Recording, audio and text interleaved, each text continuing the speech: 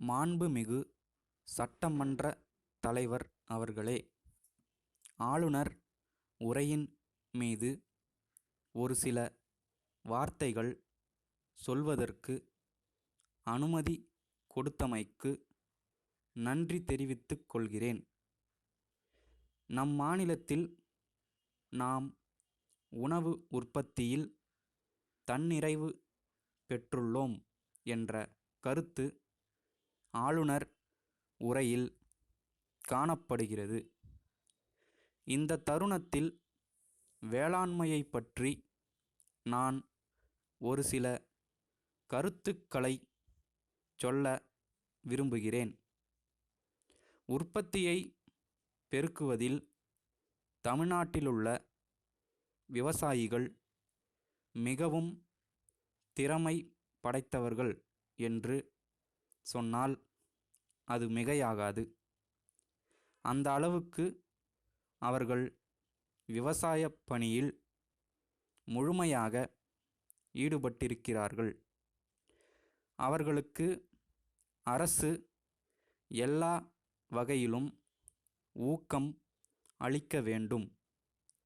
அவர்களுக்கு தேவையான உரம், பூச்சிக்கொல்லி மருந்துகள் முதலியவை உரிய நேரத்தில் குறைந்த விலையில் கிடைக்க ஏற்பாடுகள் செய்யப்பட வேண்டும்.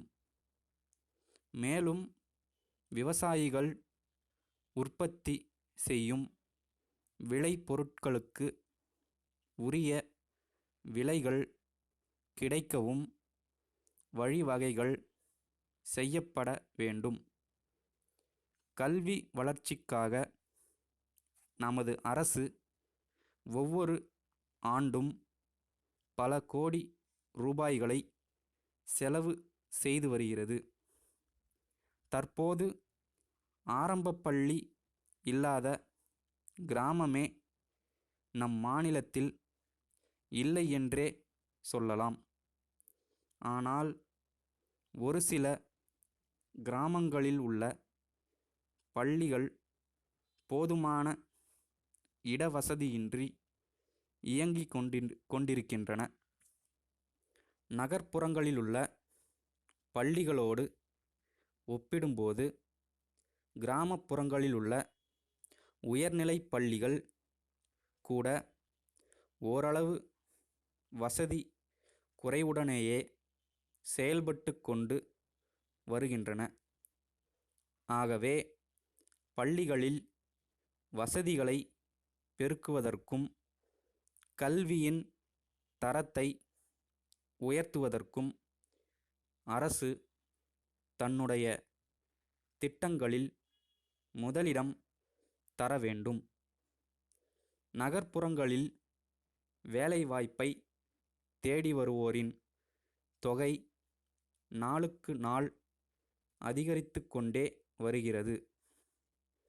அரசு தொழில் வளர்ச்சியில் காட்டும் ஆர்வத்தினால் நகரங்களைச் சுற்றிலும் பல புதிய தொழிற்சாலைகள் ஏற்பட்டு வருகின்றன.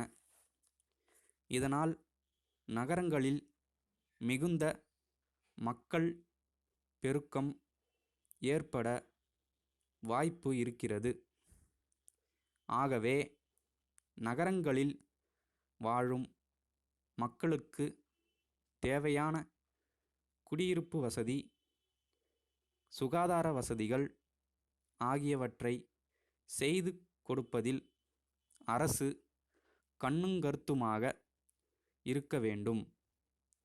அடுத்து வரவிருக்கும் வரவு செலவு திட்டத்திலும் மக்களின் வாழ்க்கை தரம் உயரவும் வசதிகள் பெருகவும் ஆக்கப்பூர்வமான பல்வேறு திட்டங்களை அரசு அறிவிக்குமென்ற திடமான நம்பிக்கையை தெரிவித்து கொண்டு இத்துடன் என்னுடைய உரையை முடித்துக்கொள்கிறேன்.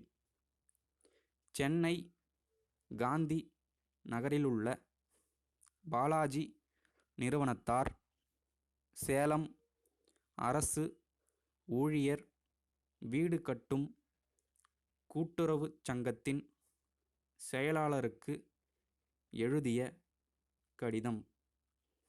அன்புடையீர், கட்டிடக்கலையில் நீண்ட அனுபவமும் சிறந்த தொழில் நுணுக்கத்திறனும் கொண்டது எங்களுடைய நிறுவனம் ஆகும். பல பெரிய கட்டிடங்களுக்கு நாங்கள் ஒப்பந்தக்காரர்களாக இருந்த போதிலும், நடுத்தர மக்களுக்காக குறைந்த செலவில் வீடுகள் கட்டித்தருவதையும் நாங்கள் ஒரு சமுதாய பணியாக கருதி நிறைவேற்றி வருகிறோம். அண்மையில் தங்கள் சங்க உறுப்பினர்களுக்கு சுமார் 200 வீட்டு மனைகள் ஒதுக்கீடு செய்யப்பட்டுள்ளதாக அறிகிறோம். எங்கள் மூலம் வீடுகளை கட்டிக்கொள்வதில் அவர்கள் அடையக்கூடிய பயன்களை தாங்கள் அவர்களுக்கு எடுத்துக் கூற வேண்டுகிறோம். தங்கள் சங்க உறுப்பினர்களின் பார்வைக்காக பலதரப்பட்ட வீடுகளின் வரைபடங்களும் உத்தேச விலை விவரங்களும் இத்துடன் அனுப்பி வைத்துள்ளோம். தங்கள் அன்புள்ள